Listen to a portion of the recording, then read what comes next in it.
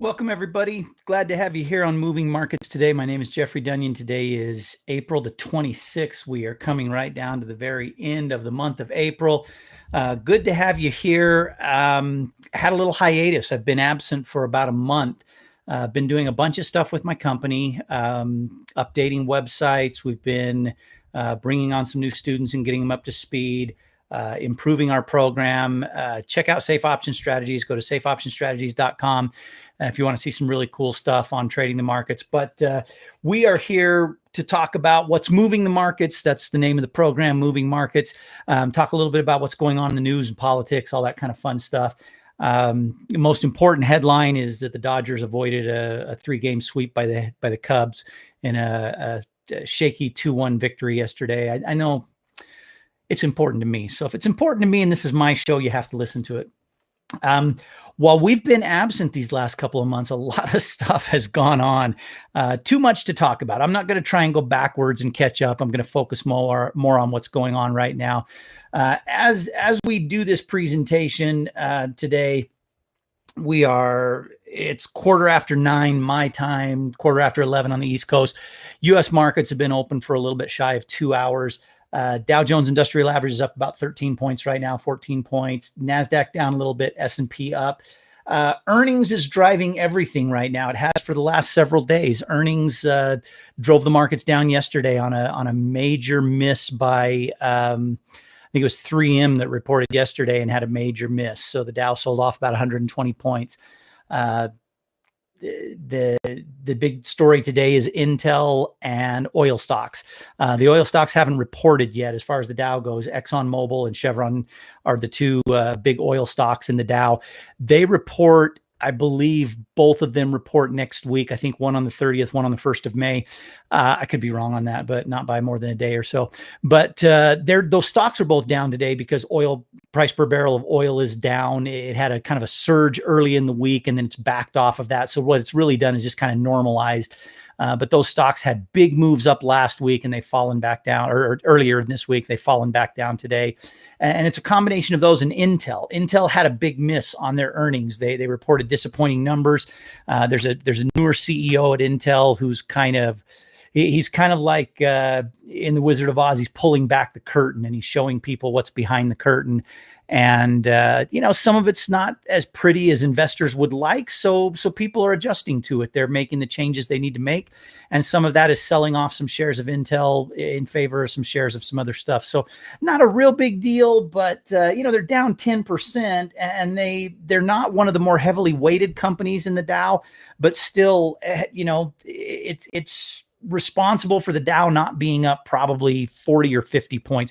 By itself, the drop down on Intel today is probably worth 30 to 35 points of the Dow. So with the Dow up 12, it means it might otherwise be up 42, 45, somewhere in there. Not a big deal.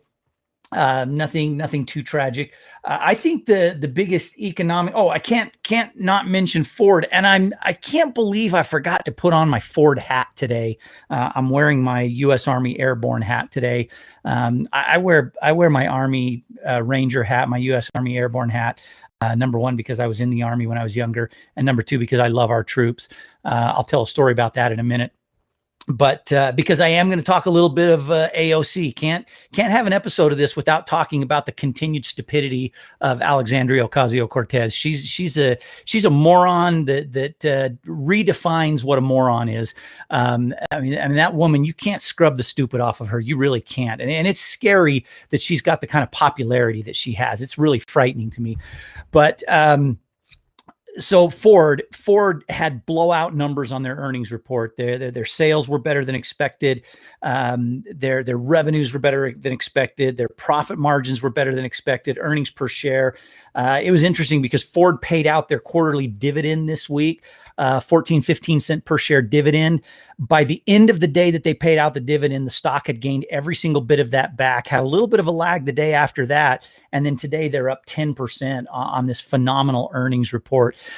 Ford is one of the most undervalued car companies of all publicly traded car companies. When you compare them to General Motors, when you compare them to Volkswagen, you compare them to BMW, you compare them to Chrysler, they are undervalued. The multipliers are not nearly as big on Ford, and I don't think they're deserving of that low number.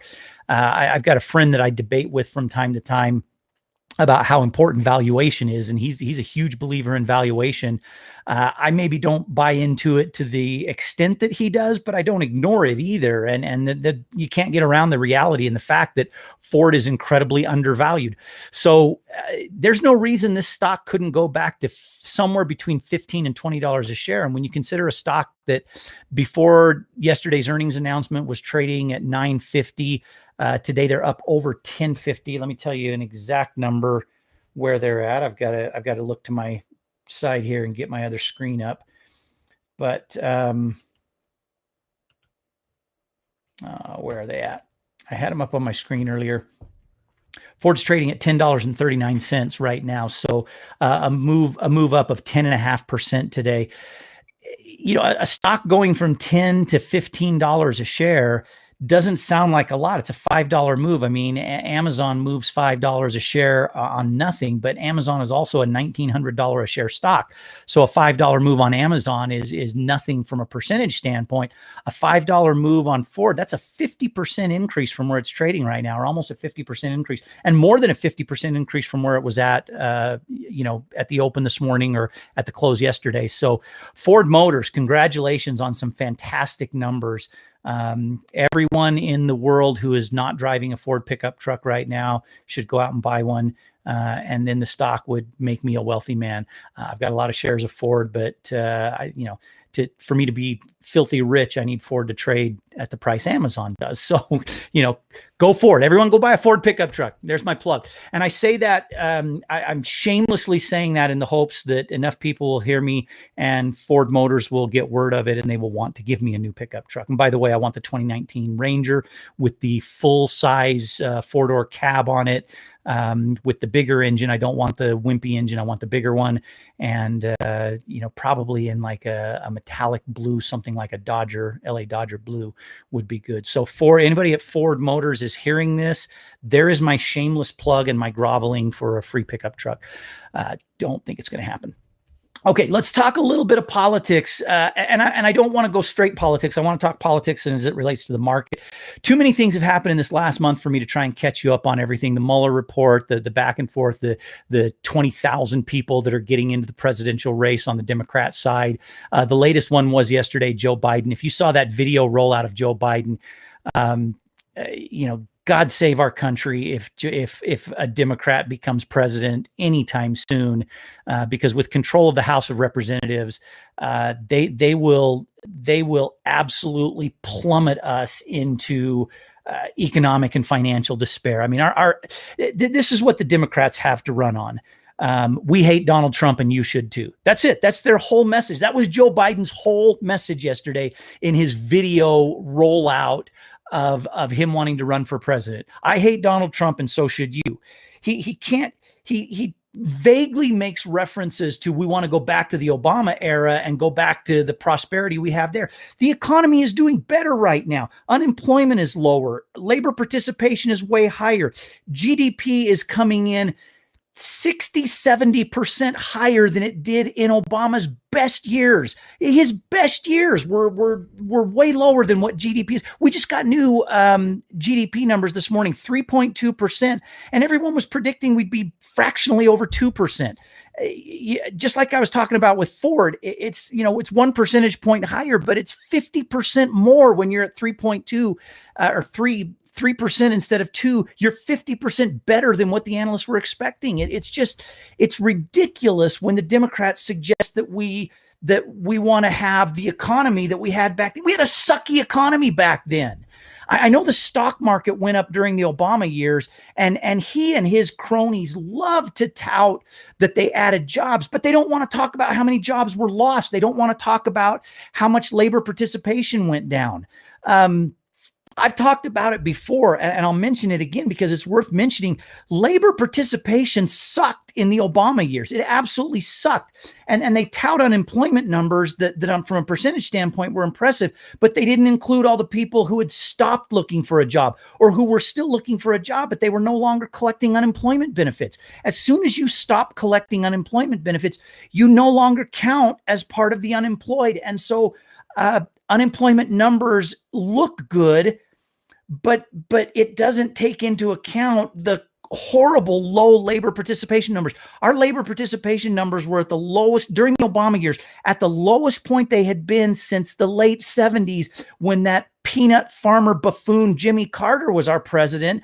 And look, in my lifetime, I thought there could not be a worse president than Jimmy Carter. And I, even having lived through the Clinton years, look, I think Bill Clinton was kind of a scumbag.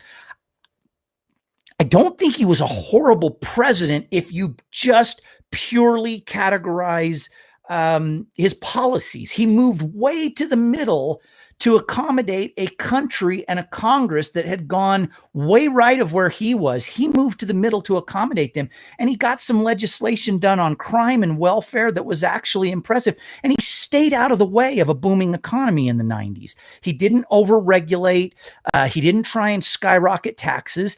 And so if you just look purely at policy, whatever you think of the guy personally, and Republicans and conservatives, let me make a side note right here. You want all of your Democrat and liberal friends to look at Donald Trump for his policies rather than for his personality. But if you want to still rip on everything that Bill Clinton did in office as a president, you're being a hypocrite. I'm saying this to the Republicans. I'm saying this to my conservative friends. You're a hypocrite if you don't recognize that Bill Clinton was not a horrible president from a policy standpoint. Doesn't mean he did everything perfect. Doesn't mean he didn't make some mistakes. And I abhor some of the things he did in his personal life. I think the guy's a pedophile. I mean, Monica Lewinsky, I know, was technically, by definition, she was an adult, but you're talking about a 50-year-old president of the United States preying on a girl who's 20, 21 years old. And I'm sorry, if a 50-year-old man came along and started looking at my 21-year-old daughter, I'd punch him in the side of the head and put him in the hospital. I wouldn't hesitate doing that. I don't do that to other men and women's 21-year-old daughters. And if someone did it to my 21-year-old daughter, I'd knock the living crap out of them. I don't care how much bigger they are than me. Rage, I would turn into Incredible Hulk. I would have that inner Incredible Hulk come out, and rage would overcome any size difference that they had on me. So stay away from my daughters, you fools out there. But so there's things about Bill Clinton that I absolutely despise, but you can't look at that and say that he was a horrible president from a policy standpoint. There are things I don't like about Donald Trump and his personality and things he's done in his private life. But you know what? I love him as a president because of his policies. Now, I wish we could have both. I wish every single person that ran for the office of president would come along and be an outstanding moral character person and have great policy. And it sucks that that's not the case. Donald Trump was not my first choice of the Republicans that were running in the nomination. But when he got the nomination for the Republican side, it was an easy choice over crooked Hillary Clinton. So no brainer. But I got to tell you, Joe Biden, he might be one of the best character guys out there. I think he's a genuine, sincere person. I think he's probably a nice guy in real life. I don't think there's a bunch of skeletons in his closet. At least he's been in public office for so long. If there were skeletons in his closet, probably they would be out right now. Some of the accusations that women are making about, oh, he uncomfortably put his hands on my shoulders or he kissed the top of my head. Really? I mean, come on, get over it. I'm not saying that he shouldn't apologize and say, look, I'm really sorry if that made you feel uncomfortable. That wasn't my intention. I walked up to a neighbor of mine. Her son graduated from Brigham Young University yesterday. By the way, shout out to Baldwin family and congratulations on your son Joseph's graduation from BYU. Good friends, good neighbors of ours. We were at their house last night, a little open house celebrating their son's graduation. And I had to take off for some obligations that I had. And I walked up to Joseph's mom And I put my arm around her. I said, congratulations. And nobody felt uncomfortable. No, it wasn't awkward. I wasn't making a pass at her. I put my arm around her shoulder, gave her a soft squeeze. If that's wrong, if we've gotten to a point in our society where that is wrong, now I would not, let me make it really clear. I wouldn't have done that if she was an employee of mine. I wouldn't have done that in a professional workplace. I wouldn't have done that in a public setting where it may have made her feel uncomfortable. But if we've gotten to a point in our society where you can't do that with someone that you are good friends with and that you're close to, and all evidence shows that these things that they're accusing Joe Biden, I can't believe I'm defending Joe Biden, but all these things that he's accused of, they're so minor. This is his Democratic opponents that just want to skewer the guy before he ever gets started. Look, Joe Biden, it may be one of the better character people that will be running for president, or for at least for the Democratic nomination. I don't think he's got a chance in the world of getting it, and I'll tell you why in a second. But he may be one of the most quality character people, but he would be as horrible a policy person. Look at his record as a United States senator. He's been on the wrong side of almost everything positive that has happened in our country through Reagan, Bush, Clinton, Bush, Obama. He has voted on the wrong side of it almost every time the guy has cast a vote. He's ended up on the wrong side of what would be best for our country. He is a horrible instinct guy in terms of his politics, his policies, and his political instincts, but he may be a really great character guy. As much as I hate to say it, in our country right now, we need a good policy person. And if that's a hard-nosed, arrogant person who says some things that you don't like, and you know, as long as he hasn't broken the law, maybe he's not the guy you'd want to hang out with and you know, go on a date night with your wife with. I mean, I'm sorry, we need a good policy person. Okay. The reason Joe Biden doesn't stand a chance to make it out on the Democratic side and actually run against Trump, he may be the front runner right now. And there are a number of people that say, I'm going to vote for whoever I think has the best chance of beating Donald Trump.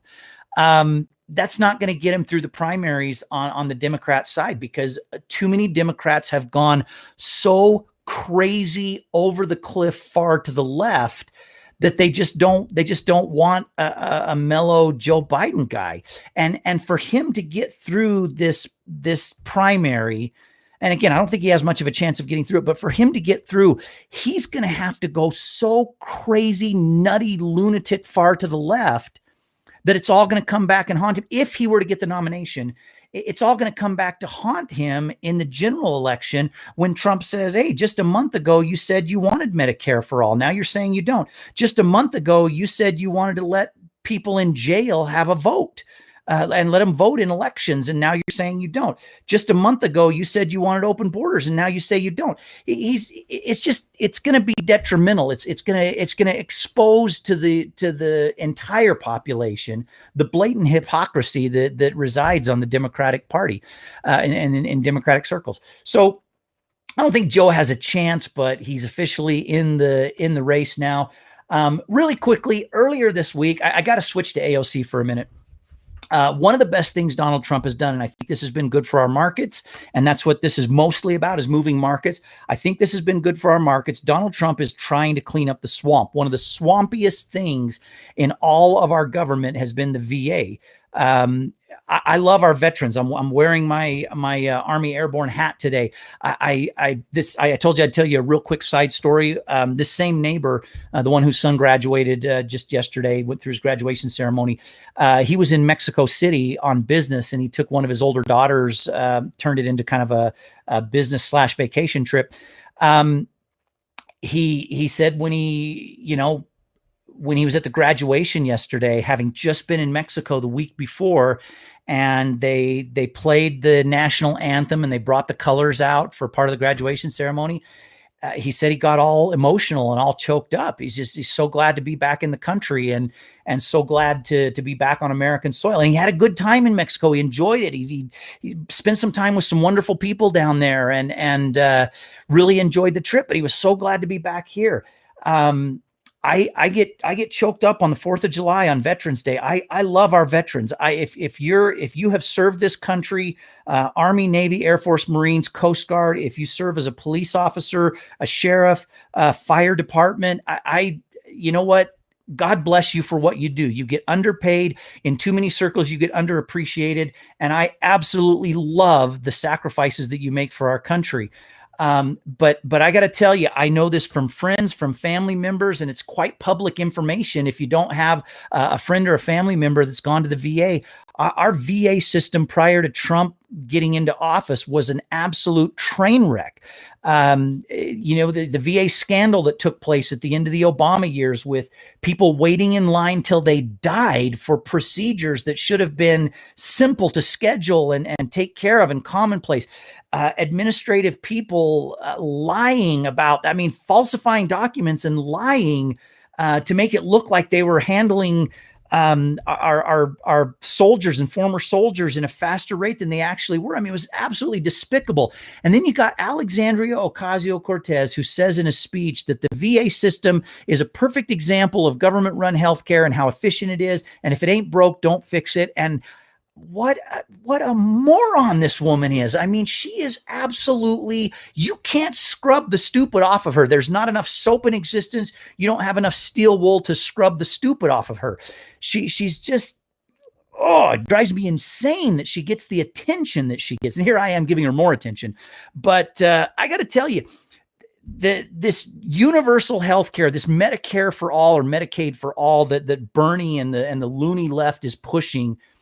Imagine if everybody had to go to the VA, and for AOC and every other nut job Democrat that thinks the VA is running perfectly, you should voluntarily give up your very exclusive, very high-end, very good congressional and Senate healthcare plans. Because one of the biggest scams that gets underreported with the whole Obamacare thing is that every one of those moron congressmen and congresswomen and senators who voted for Obamacare back in the early days of the Obama administration, not one single one of them wanted to take that mess of a healthcare system that they were imposing on us and be willing to give up their cushy government healthcare system and get on it themselves. That is the epitome of hypocrisy. And every one of them should have lost their seat in Congress and lost their job permanently from any political position who voted for that mess of a healthcare system. What the Democrats want to do now is even worse. They want everyone to go on to a government-run single-payer program. And folks, here's where I'm going to end today. You cannot find me one single solitary example, not one, where the United States government has run something more efficiently than the private sector could run it. I am talking about the EPA. I'm talking about healthcare. I'm talking about education. I believe firmly that the only thing that the U.S. government gets right is our military and our security and our protection from international trade. And that might be done better by the private sector because of the inefficiency of government bureaucracy. I'm not suggesting that we immediately pull the government out of our military. I don't know that you want to privatize that, but almost everything else that the government does would be better suited by private industry. And if there is a need for it, the private market will do it better. Things like there's a lot of government agencies that would never be run by the private sector because they would be losing propositions because they're not needed. If there's a need for it, with the exception of our military and foreign trade, let the private sector do it. I'm going to end on that note. Welcome back, everybody who's missed our program for a little while. We will officially get back into doing this every day, Monday through Friday. Join us. Share it with your friends. Tell everyone about moving markets. They can love me. They can hate me. I just want lots of viewers, lots of listeners. Thanks, everyone. Have a great weekend. Bye-bye.